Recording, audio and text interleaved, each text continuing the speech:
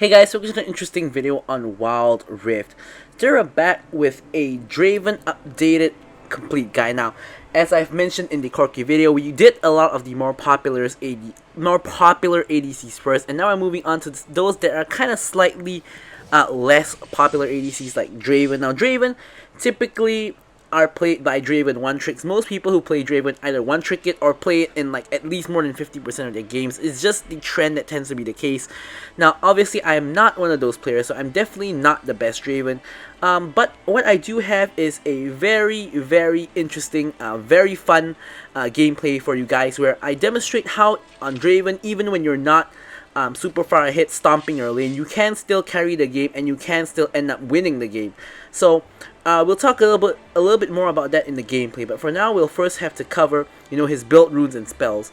But of course we also have his skills and leveling order, which I will link in the description as well as in the cards above to the original Draven complete guide that I made, where I explain what his skills and leveling order is, so as to not waste too much time in this video. So we're first going to take a look at the Draven build.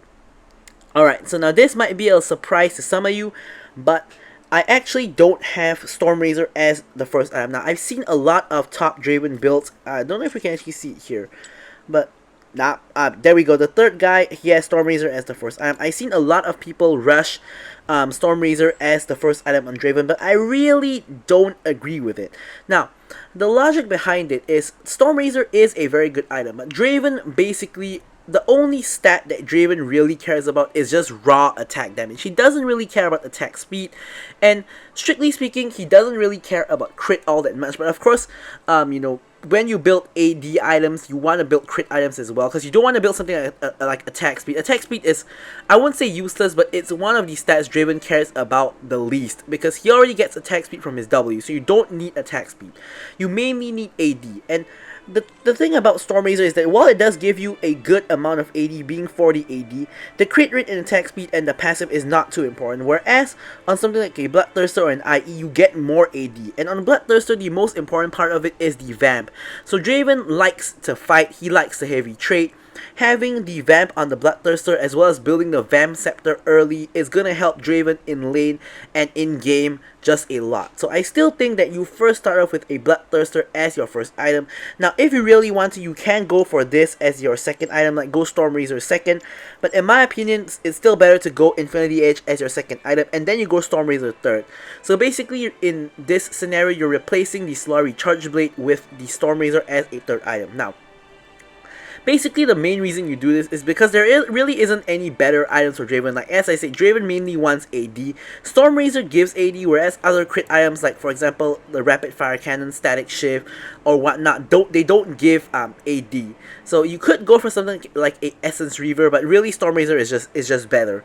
So basically, this is the new Draven build, going Bloodthirster for AD and sustain, into IE go for more for more damage and more crit damage, and then you go for the Stormrazor for, of course, more AD yet again.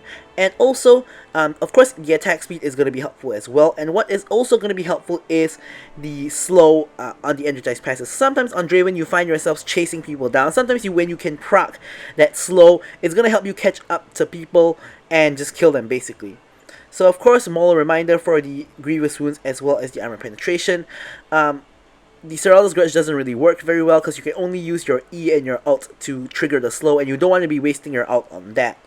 So lastly, we have the GA, of course, for the Resurrection. As I always like to mention in my videos, I feel that GA is absolutely essential just because of how, you know, in solo queue, you can't rely on your team or your support or whoever to keep you alive, so you gotta use that GA to keep yourself alive. Now, of course, if your GA is down, you have, you know, a variety of items you can go for. Now, what I think makes the most sense is probably going for something like a defensive item like a Maw if you need it. You don't have to go for Wit's End because you want the AD from the Maw. Now, another option you have is to actually go for a final crit item. Now, Solari Charge Blade works really well here because at this point you have 100% crit. Your auto attacks are going to do huge damage. Or you can also go something like an energized item like a Rapid Fire Cannon, a Static Shift, or, you know, something like that is also an option. So now we can discuss his runes. So obviously we go for Conqueror, Conqueror being the best rune for basically every ADC except a select few like Jhin, who can't make use of it too well. And then actually for the second one, I like to go for Champion. Now Champion, as we all know, is a high risk, high reward rune, but Draven himself is a high risk, high reward champion. Now in general, if you don't do too well in the early game, you're not gonna have too good of a time on Draven. Of course there are exceptions, like the gameplay I'll show you guys later, which I feel is a very good gameplay, because not every Draven game you have is gonna be perfect and you're gonna stomp early game. So I like to go for Champion, but the only other option if you don't want to go for such a risky rune is, I mean, you do have a lot of other options. You can go for Brutal, which is a lower, it's a less high risk, high reward version of Champion, because you do get the stats in lane. Now you can also go for Hunter Vampirism, but you already have the Bloodthirst as your first item, so you don't really need it. And you can also go for Triumph, because Triumph actually increases your damage to low HP targets, which could be very helpful for Draven when he's trying to cash in them stacks. So that is an option as well, but personally I just like going for Champion. And now for the second one, I actually always like to go for Adaptive Carapace on Draven. Hunter Titan and Bone Plating are options as well, but basically why I feel Adaptive Carapace is important: you gain 50 health, and when you're below half health, you gain either armor or magic resist when you're in the lane. Now this basically helps you in the lane, where basically Draven, the most important thing about Draven is to get the first kill and not die before getting the kill. So the Adaptive Carapace giving you that extra bit of health and bit of defenses can make all the difference between, you know, dying first or killing someone first, or dying without killing, you know, that sort of thing. So I think Adaptive Carapace is really good for Draven. Now on the last one, I actually take Sweet Tooth just because Mana Flow Ban, Draven doesn't need it. Hunter Genius, Draven doesn't need it as well. He's not, you know, super reliant on his cooldowns. He's more of an auto attacker, so basically there are no other good options, so we just go for Sweet Tooth. Now as usual for the spells, it's Flash and Exhaust. Now if you don't want Exhaust, you can always go for Barrier, but I pretty much recommend Exhaust all the time. So if all that said, now we can move on to Draven's gameplay. Alright, so here we have the Draven gameplay, of course rocking that Soul Reaver Draven skin. So, you know, as I like to always say, don't forget to like, comment, and subscribe if you enjoy the video, if you want to support the channel. And of course, leave any comments, being remarks, questions, anything like that in the comments below, and I will be addressing them, of course. So, as I sort of basically spoiled, like more or less twice already going through the build and in the intro as well, this Draven gameplay is not going to be one where we stomp the lane. It's gonna go alright, like we're not getting destroyed, but it's sort of like pretty neutral. Like we're not destroying them in lane, but we're not getting destroyed either. It's sort of like a neutral-ish sort of lane kind of scenario. So either way, we'll see how it goes, and we'll explain how we adapt to it. Now basically, these kind of games on Draven are pretty rare. Basically Draven games generally, like 90% of Draven games, you either stomp the enemy in lane so hard and snowball off of that, or you get stomped, you start your game like 0-3, and you basically have no chance of winning because you basically screwed up, and you know the early game which you're strong in, you went 0-3 and there's no way you're winning the game. So this is sort of like a different kind of scenario where you're not getting stomped and you're not stomping either. So I think this is a really interesting Draven gameplay to take a look at. Alright, so here Xin Zhao just basically walks in the lane, shows his face, and just walks back away. Now, that is not a very good thing to do as a jungler, because now the enemy team knows that you are at bot side. He didn't come in for a gank or anything, he's at bot side, and so now Pantheon in top side knows he can be more aggressive. He knows that Xin Zhao is at bot, and you know, and can't actually help the Garen if Garen is in trouble. So regardless, he kind of meets the Graves. Xin Zhao being that he kind of meets the Graves in the skull area. Now here he spotted an opportunity to take a good trade. Now one of Draven's worst matchups is into Lulu, because Lulu is really good at disengaging. She's a point and click polymorph that basically just stops Draven from doing what he wants to do, which is to just auto attack enemy champions. Here I try to speed myself up to get an auto attack onto Lulu, but it doesn't quite work out. I do manage to chunk Tristana, and she does flash away, but here Graves comes in for a very good gank to relieve the pressure on his team, and if he didn't gank there, I don't think I would have gotten a kill, but I do think that we would have had a significant advantage in the lane. So now because of that, I am forced to flash as well. So now my flash is down, the flash of Tristana and Lulu is down as well. So I don't have flash to sort of like try to flash auto attack them anymore, which is sort of what I was aiming for. I really was trying to aim to blow Tristana and Lulu's flash so that I could flash auto attack them when they're low. Sort of one of those Draven tricks that you can pull off is when the enemy team has no sums, you just flash in for the auto attack. Like here, we know that basically the enemy bot lane has completely no sums at all. So it's a really good time for someone like a Xin Zhao to come and gank us, because it's almost a guaranteed kill, especially with a Draven in the lane. But he's in the top side, so you won't always get help from your jungler, unfortunately. So you kind of sort of have to do things on your own sometimes, which is what we're aiming to do here.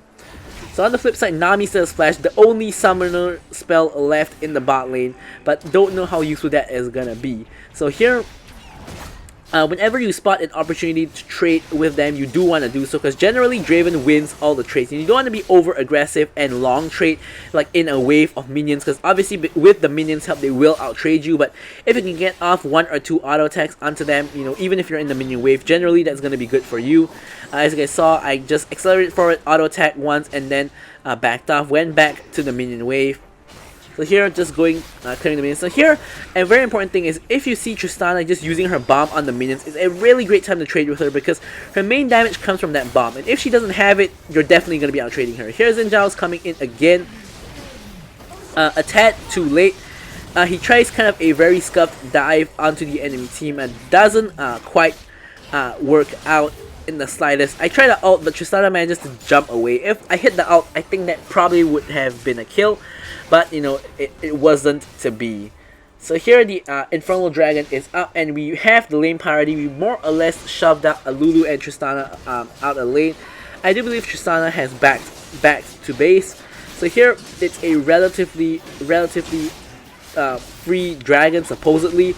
So Graves does turn up to the party, and Dragon's pretty low. We're just trying to auto attack whoever we can. Graves goes in and steals the dragon from right under our noses.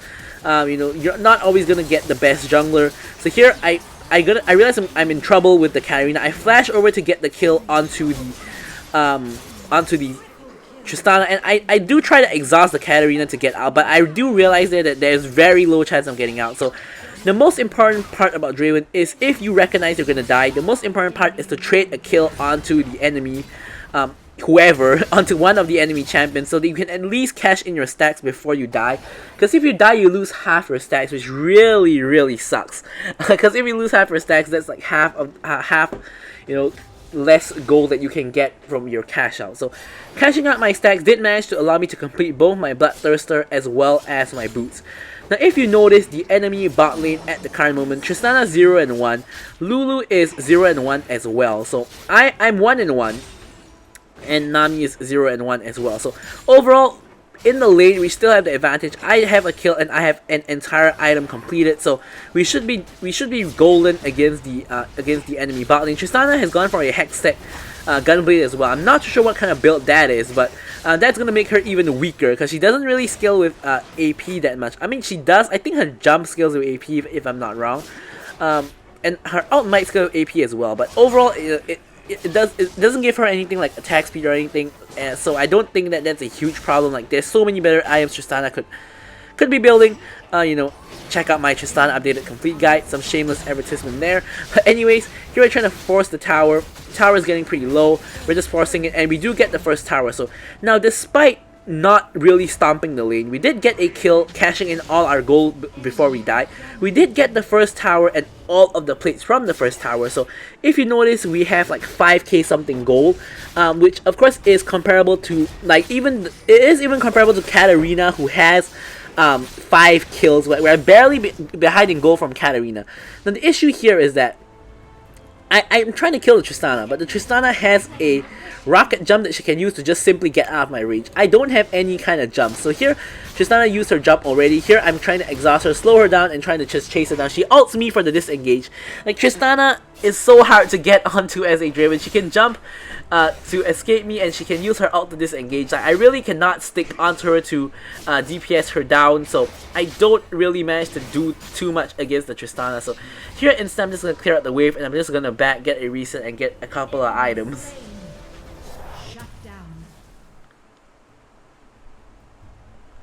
The enemy Graves actually rushes a Solari Charge Blade as his first item. I'm not too sure what he's thinking there, because Solari Charge Blade is only good as a third or fourth, not even item, but a crit item. So I don't know what is that Graves build, but yeah. So basically, the enemy team, everybody in the enemy team is doing badly except Katarina.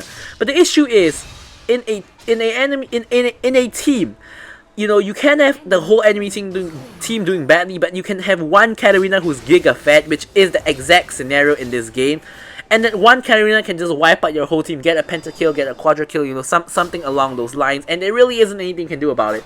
So, if she gets her 4 useless teammates to go in, absorb all the cooldowns of the enemy team, and she just goes in and wrecks everybody, that's very likely to happen, you know. So, you know, we're in trouble because of that. Here, I find myself in trouble again. I see a low HP Tristana, so I go in, cash in my stacks. If I die here, at least I cashed in my stacks already. So, kind of trying to make a bad situation good. Now, if Katarina wasn't there, I think there's a decent chance that my team wins this fight, because the rest of the enemy team is pretty behind. But Katarina does show up, she does kill me instantly, and now we have a 3v1 against the Katarina, which is hard even for a Katarina unless she can get a reset, in which case that's basically a triple kill. So here, very nice bubble by the Nami. Fizz even outs her for a good measure, very needless in my opinion, but Fizz does get the shutdown on the Katarina. And Fizz, he's doing pretty well. He's 6-4-1.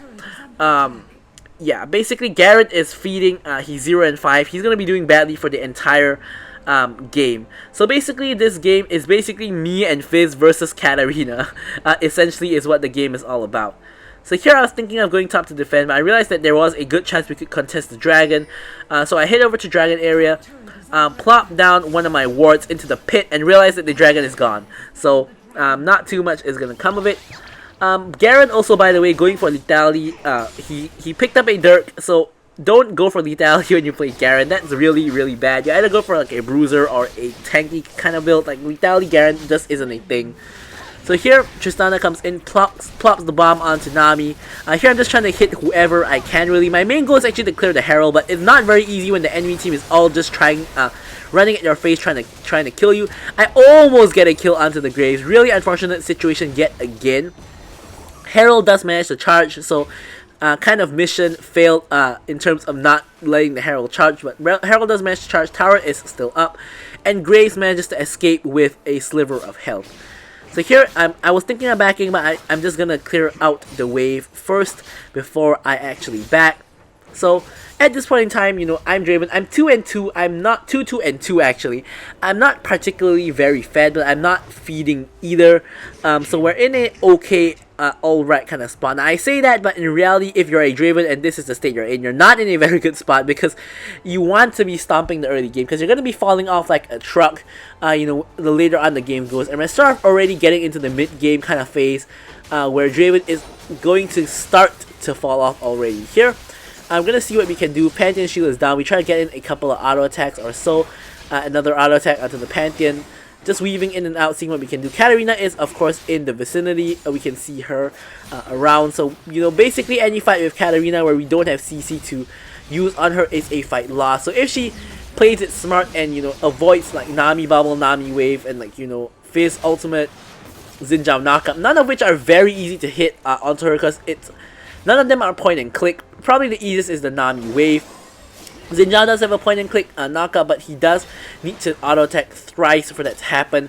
You know, Nami bubble's pretty hard to hit. Fizz ulti takes some time. So basically our best chance is either Draven's E or Nami's ulti to interrupt the Katarina's ultimate and just interrupt Katarina in general. So here, it's sort of like a mini skirmish just happening in the mid lane. Sort of like an ARM already happening. Fizz hits ultimate onto Graves, and here Pantheon tries to engage. Very nice wave by Nami to sort of get the disengage. It blows up into a full-on fight. Garen manages to execute Pantheon. I'm trying to hit whoever I can. Trying to DPS. I don't want to give Katarina a reset, so I flash away to stop myself from dying. Katarina low. I try to kill her, but she doesn't die. Nami thankfully manages to kill her before she can jump onto the dagger and reset off of me. Garen manages to pick up, Garen and Fizz managed to pick up a kill onto the enemy bot lane, and somehow we managed to actually win the team fight, and not ace, but because Graves is still alive, but more or less wipe off the enemy team from the face of the map. Now this allows us to secure the second tier tower in the mid lane, and we can also try to push on for the inhibitor in the mid lane. Now that doesn't really happen because Pantheon comes in. I try to disrupt him with my E, and I ult him as well, try to kill him. Now if he didn't have shield there, obviously that would have been a kill, but you know, he does put his shield up, so I do end up dying instead. So that of course didn't really go to plan, didn't really manage to time the disrupt correctly, and just didn't really manage to deal with the Pantheon very well. So not really the best played by me, unfortunately, so we do end up dying because of that. But you know, our team sort of following suit. Now it kind of reverse is happening. Now my team is basically all dying, only Garen and Nami are left alive, so we are not in good shape at the moment. Mountain Dragon is spawning. Yeah, so in this scenario, I didn't actually manage to cash in my stacks before I died. So unfortunately, I did just die with all my stacks. So I did my stacks were halved. So this is gonna take Red Buff to just help me DPS a bit at this point in time. Both me and Xin Zhao not doing the best in the world, so I can make better use of it than Xin Zhao. I do have my first 2 items completed though, and I do also have a BF sword, so a lot of AD, you know, in the pocket. So here, enemy team does take the dragon. Instead of going for the dragon, I'm just gonna go for the wave because it's only a mountain dragon, number 1, and number 2, my team isn't really ready to contest yet. Although a fight does actually break out, so I'm heading over to the area now to see what I can do. I throw my ult down to try to help out.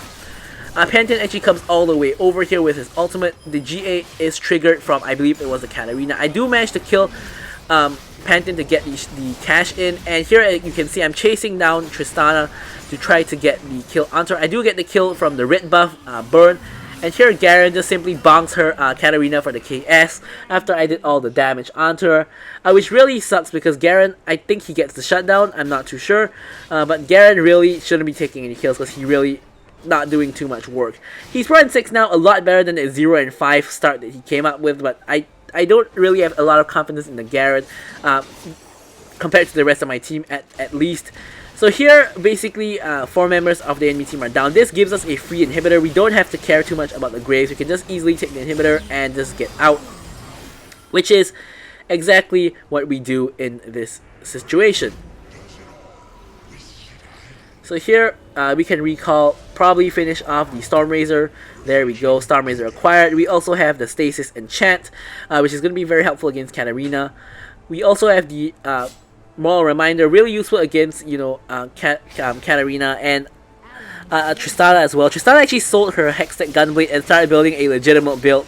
So I'm not too sure what she was thinking at the very start of the game. Maybe she thought the Gunblade was the Stormrazor because they do look relatively similar. So I'm not too sure what went wrong there. But either way, here appears we're setting a trap. Not really, but enemy team is we know enemy team is doing Baron, so we're just heading to the area to see what we can do about it. I'll try to get the kill onto Lulu, not quite there. Here, very nice disrupt by Nami onto the Katarina, which basically means Katarina dies. I flash forward, try to actually get a kill there, but the kill is already secured. And this is basically where you know, the enemy team made a huge screw up. They got completely wiped by my team, and now my team has the Baron.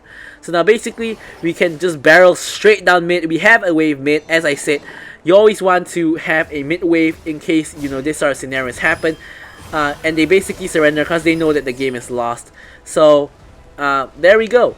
We do get the victory in the end, in not a very stompy fashion, but you know, it still works out. So I'm gonna leave you guys with the stats as usual. So thank you guys so much for watching this video. See you guys in the next one, and goodbye.